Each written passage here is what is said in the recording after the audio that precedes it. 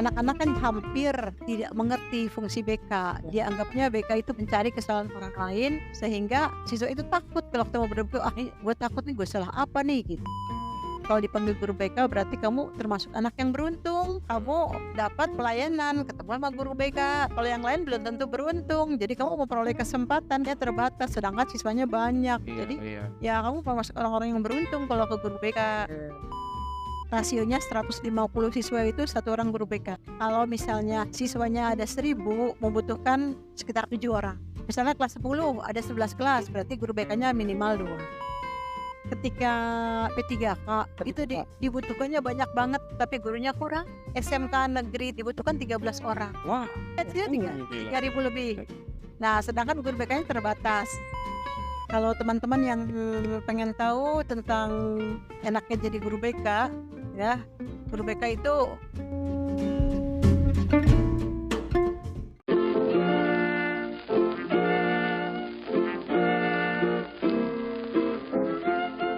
di antara banyak peran yang orang miliki, kamu perlu tahu salah satunya. Cari tahu bareng di Pengen Tahu Podcast. Halo, hai, Rehan lagi nih, host yang kamu kenal, kembali mengajak kamu mencari tahu. Ya halo, kali ini kita akan berbincang mengenai profesi yang mungkin kalian sering sudah temui gitu, kayak siswa-siswa ini pasti udah sering ketemu kayak gitu. Nah, kali ini juga bawain acaranya itu nggak sendirian gitu, ini ada MC atau ada host tamu di sini, silakan.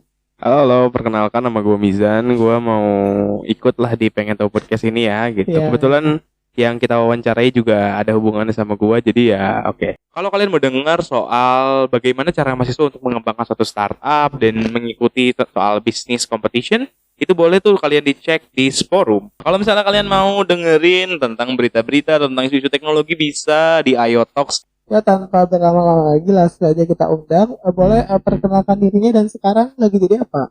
Halo, nama saya Yulijar.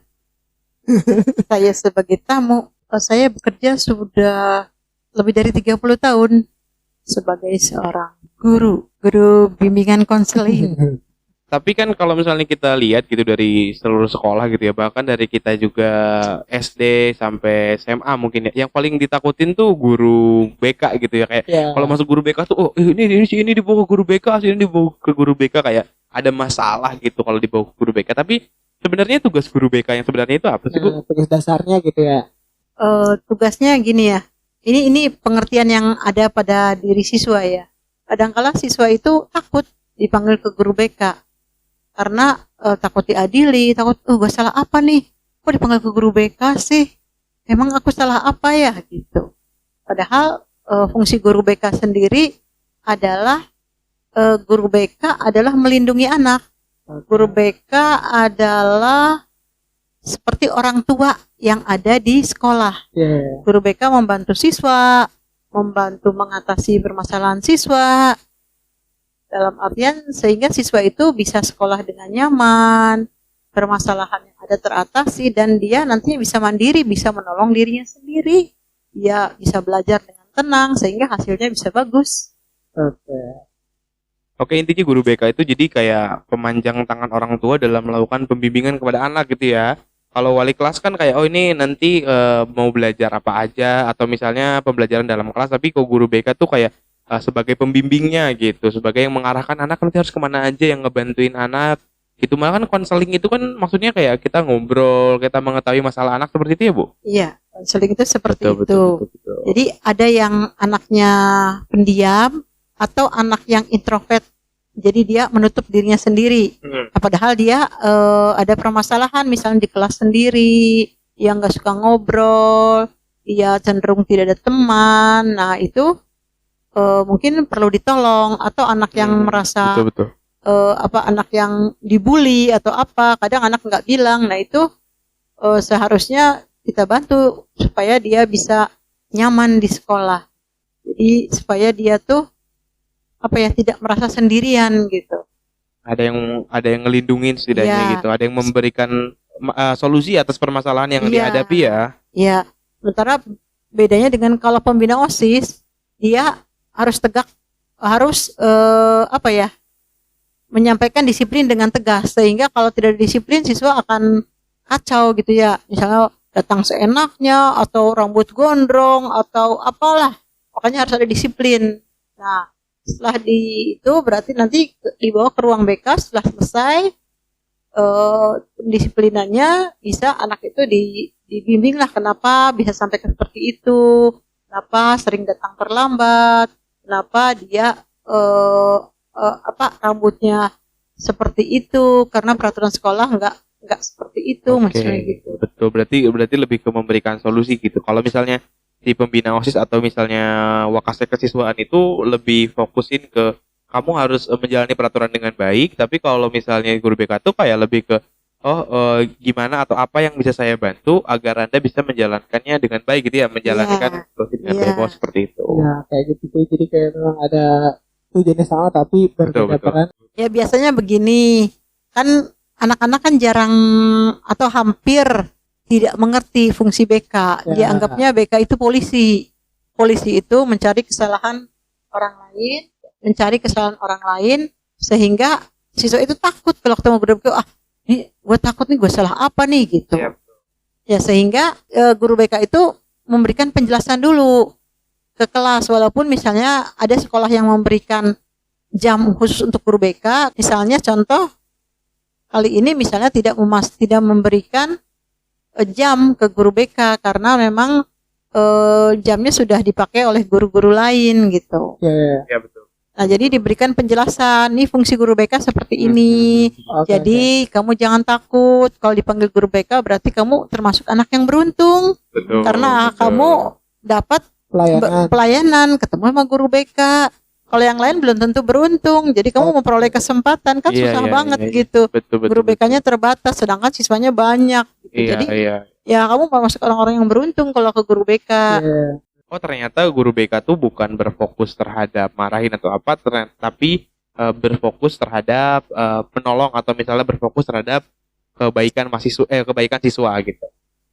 Iya, jadi guru BK adalah sahabat siswa. Guru BK adalah yang melayani siswa, menolong siswa, membantu permasalahan yang ada di diri siswa agar siswa itu bisa mandiri gitu. Jangan takut datang ke BK karena ada BKT punya semacam kode etik. Iya, betul. Nah, kode etiknya menjaga kerahasiaan kasus, menjaga kerahasiaan siswa. Jadi kalau siswa datang ke guru BK nggak usah takut karena nggak mungkin permasalahannya nggak mungkin diceritakan sama yang lain kecuali atas izinnya. Betul. Misalnya masalah siswa itu terlalu berat sehingga guru BK merasa wah ini kayaknya di luar apa ya? Iya, di luar wewenang karena itu sudah ranahnya bukan ranah anak-anak misalnya batas ambang normal seperti ini karena ini aspek psikologisnya udah mendalam gitu. Jadi sehingga harus direferal ke psikolog. Ada juga yang ke psikiater gitu. Atau mungkin kalau misalnya permasalahannya udah maksudnya harus ditangani oleh pihak-pihak seperti yang berwajib atau pihak-pihak yang memang harus menangani masalah tersebut, itu pasti akan dilakukan kerjasama dengan mereka ya. Iya, referral namanya di referral. Betul. Ya, karena ada anak-anak yang ini sudah di luar kewajaran, misalnya anak itu mengalami trauma. Betul. Trauma itu bisa ke dokter atau ke psikolog, psikiater.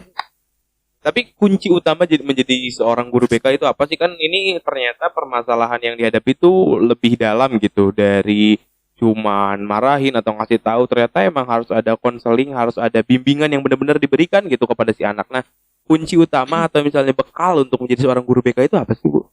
Kalau bekal untuk seorang guru BK, sabar.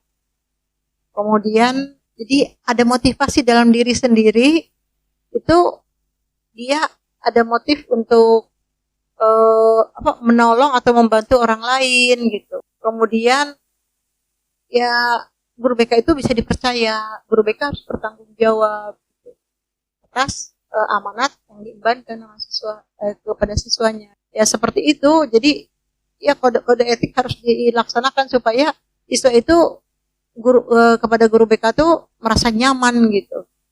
Merasa nyaman, nggak canggung, nggak takut nanti kalau aku cerita rahasianya Betul, betul, betul. jadi diceritakan pada yang lain. Jadi harus bisa dipercaya gitu.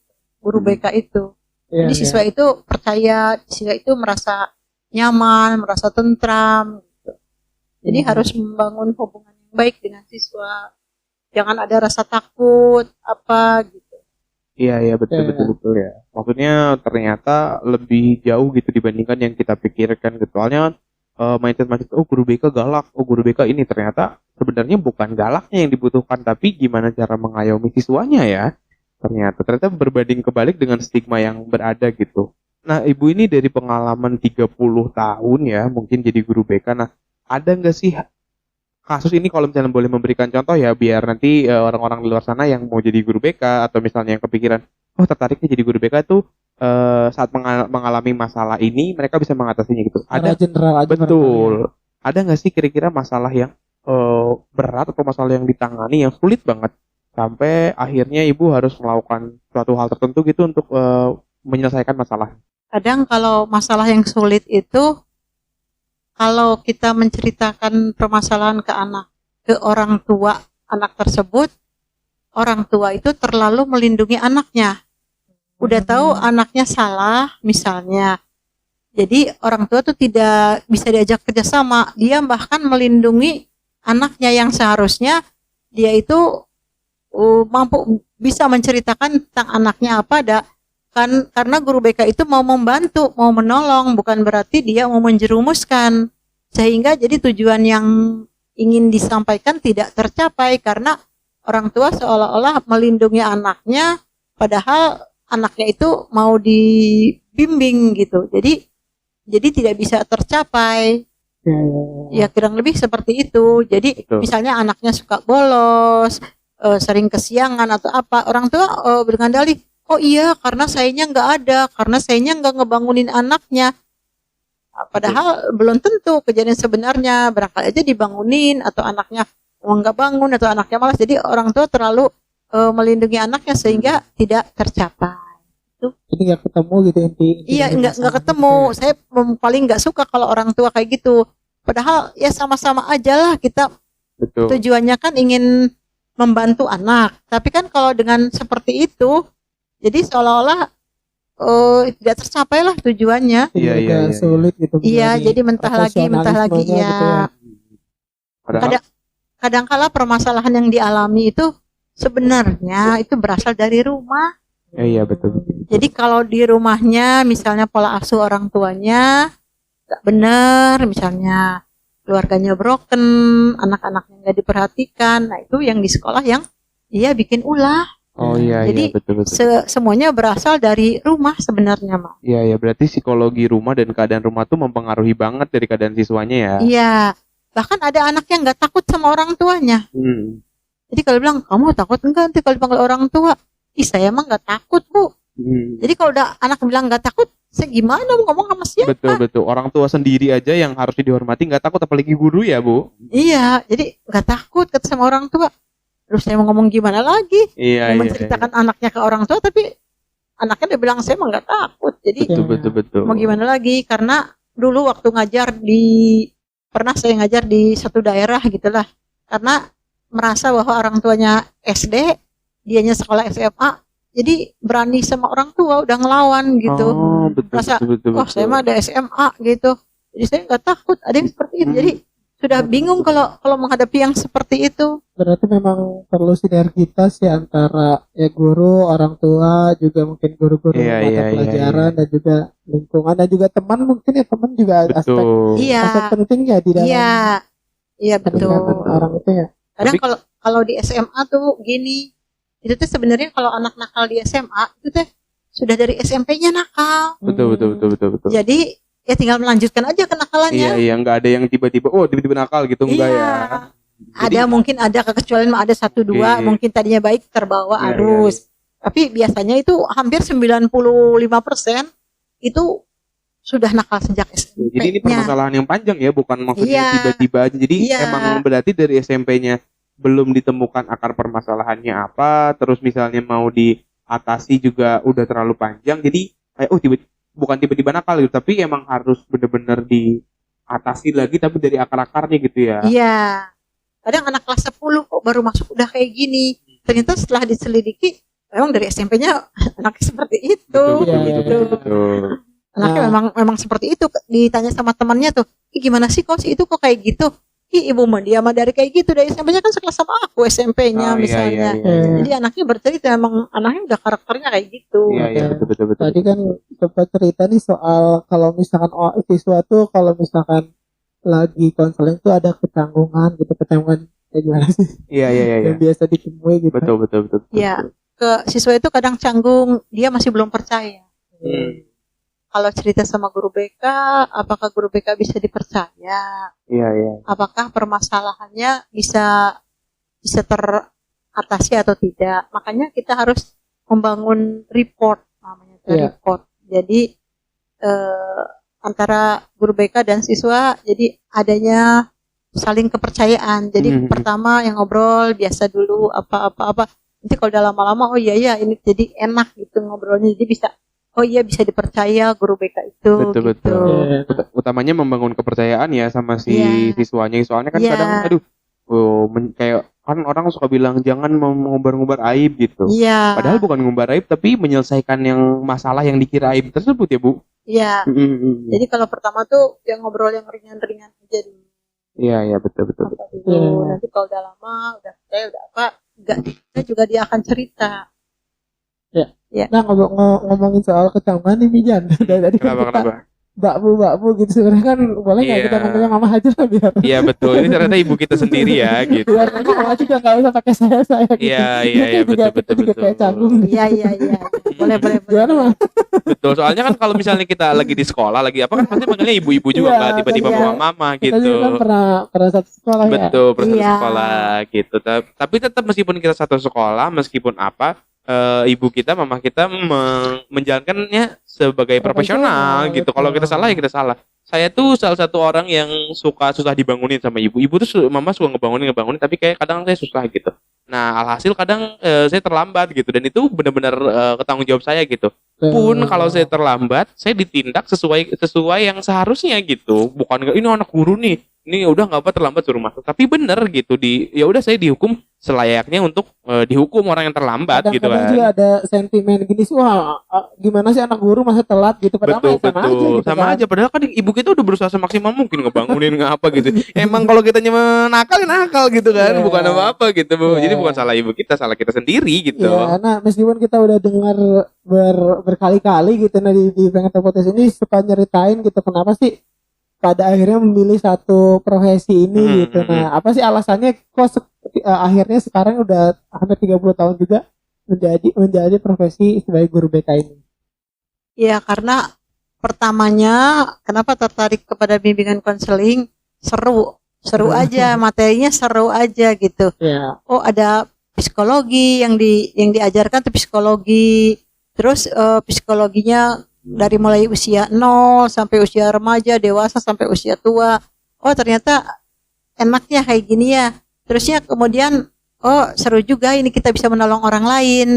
Bisa membantu orang lain, mengatasi masalah, ada rasa bahagia jika bisa membantu orang lain gitu. Betul, Intinya betul, seperti betul. itu. Karena dulunya Mama sekolah di SPG. Iya, iya. Nah, di SPG itu diajarin cara mendidik anak, kemudian diajarin psikologi, pendidikan. Oh, enak Iya. juga. Ternyata yang ngajar gurunya juga bagus juga, sehingga tertarik karena dari SPG, karena SPG itu nggak sama dengan SMA. Iya, iya. Kalau di SMA itu materinya pembelajarannya tinggi lah. Kalau misalnya SPG itu materinya lebih menekankan ke nantinya kan menjadi guru SD. Betul, betul. Iya, Nah, jadi materinya nggak usah tinggi-tinggi lah. Paling-paling yang diajarkan pelajarannya sampai SMP, Iya, iya. ditambah didaktik metodik gitu. Didaktik Betul. metodik tuh cara ngajar sehingga nanti pada waktu jadi guru SD ngajarnya udah bisa. Materinya kan udah materi udah SMP plus gitu. Iya, iya, betul, betul. Jadi materi yang tingginya, pelajaran yang diajarkan sama seperti SMA adalah pelajaran umum aja, misalnya bahasa Indonesia, bahasa Iya, iya. Inggris, Matematika mungkin PPKN, matematika enggak? Oh iya. Matematikanya rendah, matematika SMP tapi ditambah pendalaman. Betul, gitu. betul. Jadi Jadi biar lebih menguasai lebih dalam gitu ya. Iya, sehingga pada waktu mau kuliah itu tidak bisa ngambil jurusan yang IPA. Katanya yang dari SPG itu hanya IPS. Padahal sebenarnya saya itu senangnya matematika. Iya. Padahal hampir jadi guru matematika ya. Iya, betul, sukanya tuh pelajaran matematika. Jadi, tapi karena tidak bisa ya udah terpaksa lah apa selain matematika Betul. apa ya. Udah aku psikologi aja, psikologi pendidikan. Iya. Terus yang keduanya bahasa Indonesia karena itu yang dikuasai. Walaupun Pelajarannya. tetap ya menjalankannya dengan kecintaan gitu kan, karena berangkat jadi ingin menjadi seorang guru yang dimana ingin mengayomi murid-murid, walaupun misalnya pilihan pertamanya matematika tapi pindah misalnya ke BK, tetap ada kecintaan untuk mengajar dan untuk mengayomi murid-murid ya Bu. Iya, jelas. Iya betul. Profesional. Jadi Iya. karena kita diberi pendidikannya waktu di UPI, sekarang UPI ya namanya dulu Iya, mah. betul. Dulu Amatir nih. iya. Iya. Dulu Soal mama mater gitu Iya, semua ya. Agak kobra itu kan. Betul. dulu mah IKIP, Iki. Institut Keguruan Ilmu Pendidikan. Ya. Betul. Sekarang mah udah berubah Berarti menjadi itu tuh UPI. tadi judulnya tuh psikologi pendidikan. Judul prodinya waktu Prodinya. D3 itu. Oh Iya. iya. Psikologi Pendidikan dan Bimbingan. Betul. Tapi sampai sekarang masih ada itu jurusan itu. Masih ada? Gitu. Ada namanya PPB. Oh, berarti jadi bisa jadi dua. Ada pembimbing konseling ada PBB ada gitu. Ya itu satu kesatuan lah. Satu kesatuan Iya. sekarang. Iya. Nah, tapi ternyata mama tuh dulu pernah hampir jadi guru matematika, yang dimana guru matematika kan dikenal sebagai guru anti badai gitu ya. Bukan hampir. Oh, pengen. Tapi nggak bisa, Iya, kan? betul. Nanti kita Iya. Kalau mama jadi masuk aja ke matematika itu jadi guru anti badai katanya. Mau ada badai, mau ada hujan, mau ada apa, tidak pernah sakit. Masuk guru matematika. Oh gitu. Iya Oh, gitu gitu. ya, seperti perbincangan di dunia maya kan, pokoknya guru yang nggak pernah hadir, kalau guru yang selalu hadir itu guru matematika gitu. Matematika pasti datang gitu, kayak gitu.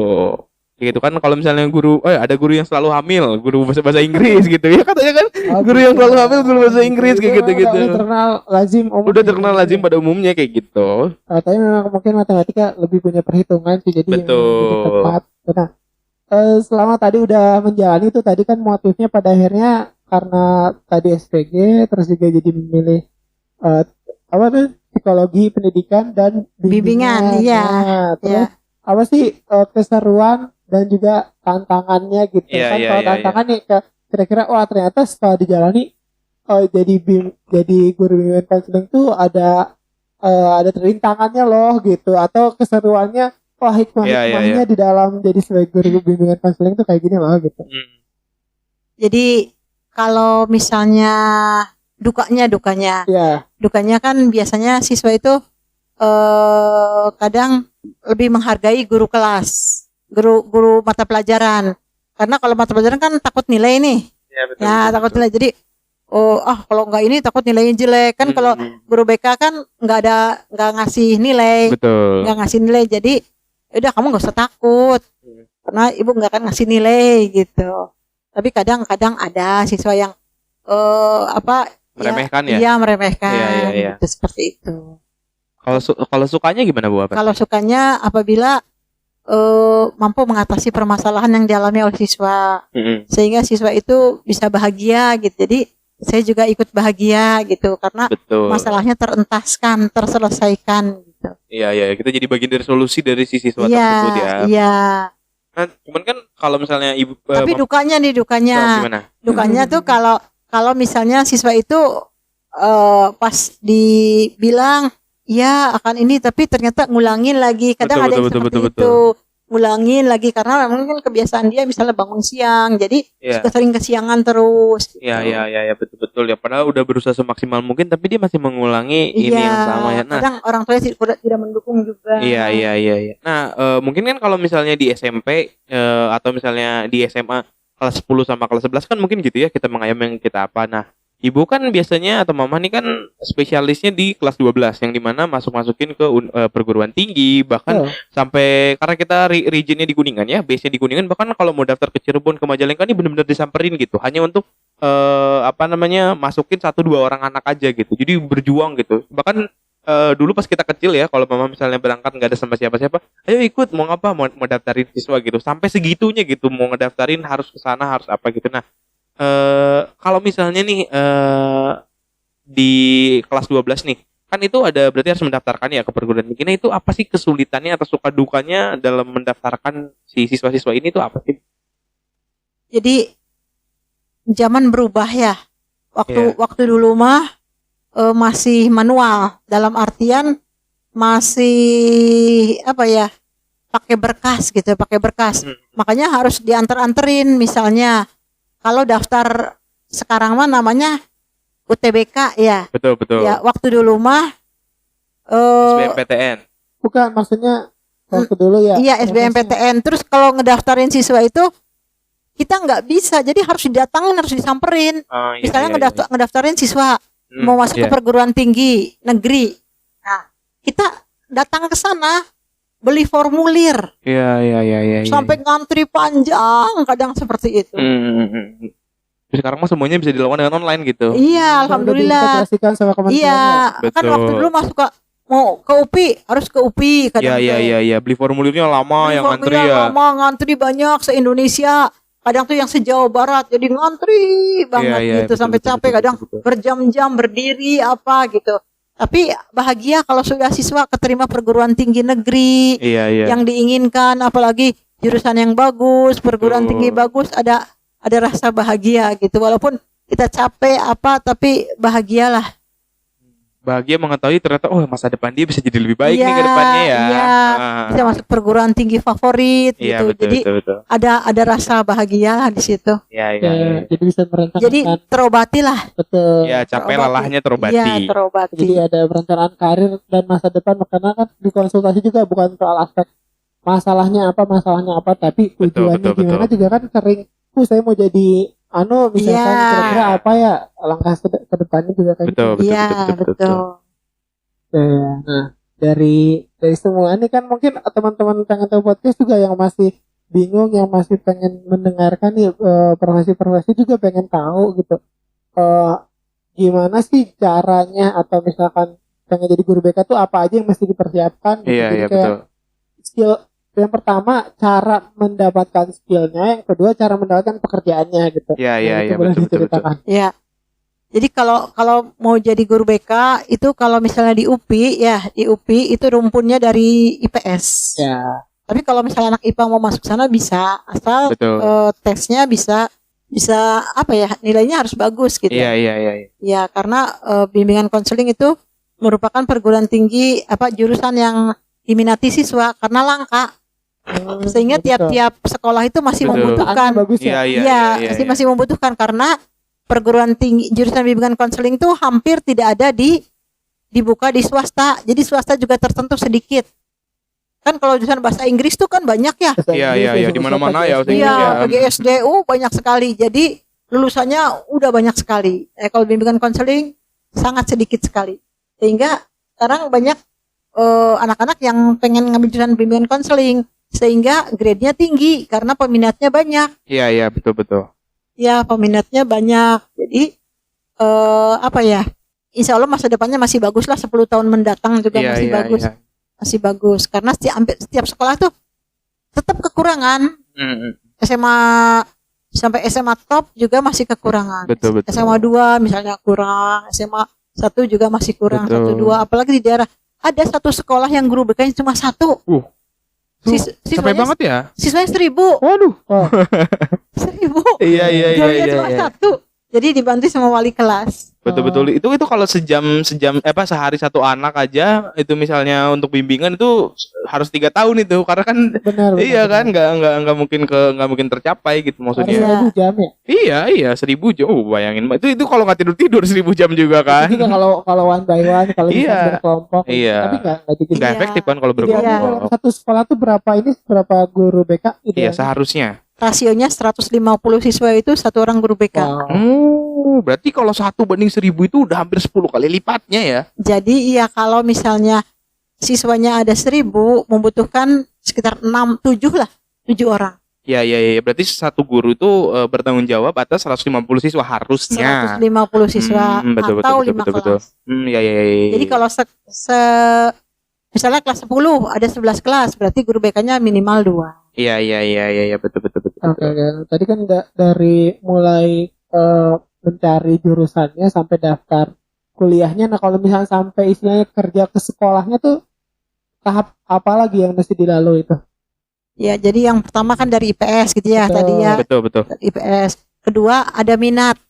Jadi harus sabar. Ya. Guru BK harus sabar, harus sayang kepada siswa. Semua juga sayang sebenarnya. Tapi memang dituntut untuk kesabaran yang tinggi gitu ya. Kemudian kalau untuk pekerjaan itu seperti yang lain lah, ngelamar, Betul. ngelamar. betul, Kemudian yang kemarin tuh ya, ketika P3K itu dibutuhkannya banyak banget, tapi gurunya kurang. Iya. Oh, emang berarti lowongan kerjanya luas banget ya. Iya. Lulusannya Orang memang berbeda. sedikit Iya. ya. Iya. Misalnya SMK Negeri 3 Kuningan dibutuhkan 13 orang. Wah, karena banyak banget ya. Iya. Itu 3.000. Siswanya 3.000 Iya, ya? Gila. 3.000 lebih.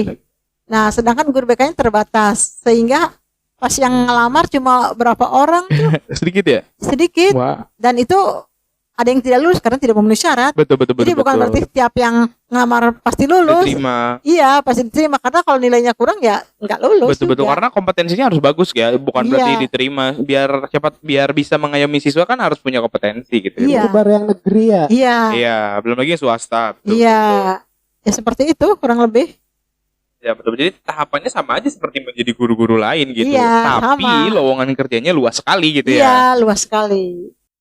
Kita untuk mendapatkan skillnya tuh kayak gimana? Jadi kayak untuk belajarnya lewat apakah dulu kan mungkin masih berbasis manual, berbasis buku gitu. Nah apa sih literatur yang biasa digunakan gitu? Terus juga apa aja yang dipelajari gitu? Ya kalau literatur mah biasanya pemerintah suka ada apa ya istilahnya pembaharuan kebijakan. Ini ada permen. Jadi peraturan menteri baru nih tentang kebijakan guru BK. Terusnya apa-apa yang harus dilaksanakan itu suka ada. Nah, sekarang kan ada kurikulum merdeka. Ya. Nah, ada peraturan baru. Jadi kalau guru-guru BK biasanya suka ada istilahnya tuh suka ada workshop, suka ada training yang akan misalnya diselenggarakan oleh P4TK BK. Ya. Nah, yang ada di Bogor misalnya. Dan salah satu perwakilan dari guru BK misalnya yang ada di Kuningan atau misalnya yang di Cirebon apa, nah itu dibimbing, dilatih nanti betul. Untuk disampaikan kembali ke sekolah masing-masing atau dia satu kabupaten satu, jadi disampaikan ke teman guru-guru yang ada di Kabupaten Kuningan misalnya. Di MGBK mungkin. Iya. Nah, sekarang kan dengan adanya COVID tahun 2020, ya, betul, nah itu udah merubah apa istilahnya tuh, jadi dipaksa harus melek. Iya, harus melek teknologi. Iya. Yang tadinya guru masih bengong aja, sekarang udah betul. Dipaksa, sehingga mau tidak mau dia diam di rumah tapi bisa nambah wawasan gitu. Ada keuntungannya di situ. Jadi bisa kita belajar untuk nambah wawasan, bisa kita belajar misalnya dari rumah, misalnya dapat informasi dari Jakarta langsung gitu. Atau misal dari ITB, betul. Penjelasannya bisa langsung diterima. Atau dari perguruan tinggi lain informasinya bisa diterima gitu. Jadi harus menyesuaikan sama kurikulum yang ada ya, skill set yang harus dimiliki, betul ya. Iya. Jadi mau belajar apa aja sekarang udah terbatas lagi. Iya, melalui Zoom meeting. Jadi yang tua juga nggak boleh ketinggalan. Betul. Usia boleh tua tapi semangat tetap muda. Iya. Kalau biasanya kan kalau dalam 99 semangat pagi gitu kan. Itu. Apalagi kalau mama kan orangnya suka belajar apa tentang makanan, tentang obat, tentang olahraga. Ini mungkin pertanyaan terakhir mah gitu kan, ketika orang menjalani sebuah profesi mungkin dia bisa jadi suka, bisa jadi enggak gitu. Tapi ketika dia menjalani pasti ada sesuatu hal baru yang dipelajari gitu, ketika bertemu dengan ribuan anak, ketemu dengan ribuan guru, mungkin guru-guru lain gitu, ketemu dengan pihak universitas gitu, apa sih kayak makna atau pembelajaran yang disadari gitu, pelajaran hidup yang disadari ketika setelah menjalani sebagai guru BK gitu. Ya. Banyak yang dipelajari. Jadi intinya ya dibuat enjoy aja, kita bahagia aja lah. Kita bahagia dengan dalam perjalanan hidup ini, bertemu dengan banyak orang, bertemu dengan rintangan-rintangan, bertemu dengan perguruan tinggi, memang intinya mah kita harus belajar. Iya, iya, iya. Kita belajar dimanapun, bagaimanapun, tidak pernah berhenti. Walaupun udah nggak kuliah lagi, tetap aja Betul. dunia ini berputar, progresif. Kita jangan sampai ketinggalan. Iya, iya. Oke. Seperti yang Mama Kak sering katakan, apa namanya istilahnya? Long life learner. Long life education, Long life education. pendidikan seumur hidup. Betul. Itu yang penting ya, yang harus dibawa gitu. Ternyata setelah udah jadi guru BK selama 30 tahun, banyak pelajaran tentang psikologi yang keluar, yang baru, yang harus dipahami. Lalu juga banyak materi-materi atau misalnya banyak kayak perubahan kurikulum nih, kampus merdeka dan sebagainya, kan guru BK otomatis harus menyesuaikan Itu juga. apalagi teknologi-teknologi kayak misalkan yang kemarin SNBT apa gitu juga Betul, kan betul, Iya. betul, betul. regulasi baru lagi. Iya, belajar baru berubah lagi capek memang. Dan- Tapi harus dikuasai. Iya, Jangan sampai kita salah karena ketinggalan informasi sehingga Betul, anak betul, yang betul, jadi betul. korban. iya, walaupun dalam capeknya tetap berjuang demi Iya. anak-anak ya, Mas. Iya, Oke. siap. Betul begitu. Ini kadang membuat aku kayak apakah aku jadi guru BK aja ya gitu. Jadi ada Itu yang mau ditanya nih untuk statement penutup, kenapa pekerjaan guru BK ini layak dipertimbangkan? Kalau teman-teman yang pengen tahu tentang enaknya jadi guru BK, ya, guru BK itu menjanjikan. Guru BK itu istilahnya tuh kita bisa bahagia jadi guru BK karena dalam suka dan duka, walaupun kadang dianggap guru BK itu ya sepertinya lebih baik guru mata pelajaran gitu ya. iya. Tapi guru BK itu layak dipertimbangkan karena yang belum dapat pekerjaan ini sangat dibutuhkan sekali guru BK, dan sangat jarang sekali. Di SMP banyak dibutuhkan, di SMA juga banyak dibutuhkan. Jadi kalau kalian lulusan guru BK, siap-siap kebanjiran order, Asik. Tepuk tangan semuanya, tepuk tangan. kebanjiran pekerjaan gitu menanti. Iya. gitu. Oke, kalau untuk yang masih nyari tahu apa yang mereka cari atau gimana tuh? Kalau misalnya mau pekerjaan itu sesuai dengan passion dia ya, sesuai dengan kemampuan yang dia miliki, sesuai dengan gambaran dia. Misalnya dia ke depannya mau ngapain nih, Iya, betul, cocoknya betul. jadi apa nih gitu. Kan kalau orang yang aktif, dia cocoknya kerja outdoor. Iya. Kalau misalnya orang yang pendiam, misalnya kerjanya misalnya Indoor. iya jangan menghadapi orang, dia bisa menghadapi misalnya benda mati, Iya. laptop atau komputer. Dia misalnya akan kerja lebih enjoy gitu. Iya, betul. Tapi kalau orang yang suka ngomong, misalnya orang senang ini, ya misalnya kerjanya bisa kerja outdoor, bisa kerja di presenter, bisa kerja sales. Nah, kalau misalnya jadi sesuai dengan passion dianya. Betul. Iya, jadi kita nggak bisa ini ya. Terus ada lagi kalau misalnya mau bisa tes bakat minat. Oh iya, benar. Pakai psikotes, tes bakat minat sehingga dia ketahuan gitu. Kan pada waktu kelas 10 juga dites kan. Betul. Misalnya pekerjaan yang sesuai apa, itu Iya. sudah ada gambaran. Jadi dia tinggal Mengikuti aja. aja. Kecuali sih, dia betul. lihat saudara-saudaranya, misalnya gini, saudara-saudara aku banyak yang jadi dokter ya, kayaknya aku pengen jadi dokter walaupun dia nggak akal. Iya, gitu. hatinya nggak ke dokter gitu Iya. ya. Jadi kan pengen aja, ingin gitu. Iya. Walaupun misalnya kemampuan kurang atau Iya. misalnya karena dorongan orang tua, udah kamu jadi dokter aja. Iya, Misalnya orang tuanya bidan, lu jadi bidan aja gitu. Kalau ada kasus kayak gitu gimana itu? Ada kasus kayak Maksudnya, gitu. Cara mengatasinya Cara gitu. mengatasinya Apakah gitu, kita harus opsinya. melawan orang tua? Gak mau, saya tidak mau jadi dokter. Saya mau jadi tukang parkir gitu misalnya. Ada yang menentang. Jadi gimana anaknya? Betul. Ada yang anaknya nentang, orang tuanya maksa kudu jadi dokter tapi dia bukan passionnya. Saya mau ngambil teknik informatika. Iya. Ada yang orang tuanya bijaksana. Ada juga yang udah mama papa jadi dokter, kamu harus jadi dokter. Ada Iya, anak iya, yang iya, nurut iya, sehingga Jadi dokter gitu. ada juga yang jadi dokter tapi nggak selesai, kabur. Ada pun betul. yang nurut tapi secara kapasitas dirinya juga nggak cocok. Nggak gitu ya. cocok. Bahkan bukan Iya. bahaya untuk dirinya tapi bahaya untuk Iya. calon pasien-pasien ke depan ya. Kadang anak tuh bingung, ada orang tua yang otoriter, Iya. ada orang yang tua yang Terlalu membebaskan. terlalu bingung juga. Betul. Ibu, aku tuh mau ngapain katanya. Terus kamu ininya apa? Ditanya tuh, saya nggak tahu, nggak bisa apa. Itu kan lihat aja dari hasil psikotes Iya. gitu. Jadi biar sedikitnya ada gambaran gitu. Oke. Kadang ada yang orang tuanya maksa harus jadi ini, harus jadi ini, harus Iya, jadi iya. ini.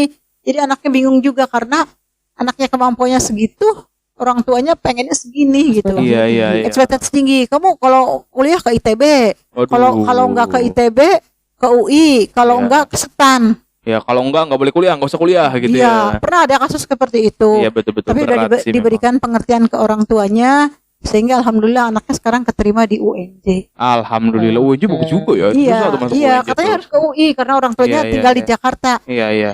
Ya, sama saya udah berikan pengertian sama orang tua, Bapak bukan berarti mengecilkan anak Bapak. Kuliah di UI itu susah, tapi kalau mau ya udah pilihan satunya UI, pilihan keduanya UNJ. Iya betul. Akhirnya keterima di UNJ ya. UNJ. Alhamdulillah gitu. Dan sih juga pernah ke UNJ itu bagus banget ruangannya apa Oke. gitu. Bahkan banyak fasilitas-fasilitas yang mungkin dari satu kampus ke kampus lain tuh nggak dimiliki gitu. Jadi bukan hanya soal kampusnya tapi soal dirinya mau berkembang atau enggak ya sebagai seorang manusia gitu ya, Bu. Iya. Iya. Ya, Iya. kadang seperti itulah. Iya. Oke, nah kalau bisa Rehan simpulkan intinya sih kenali diri ya, maksudnya mau lewat Betul. psikotes, mau tadi cari tahu passionnya juga bisa. Jadi pesan terakhirnya adalah kenali dirimu ya. Betul. Salah satu caranya bisa mendengarkan Pengen tahu episode gitu, pengen tahu podcast. Betul podcast. Nah itu aja, semoga bermanfaat. Sampai jumpa di episode berikutnya. Terima kasih Mijan, terima kasih Mama. Iya, Terima kasih. sama-sama. Yeay. Yo, Yeay, assalamualaikum Mantap, warahmatullahi mantap. wabarakatuh.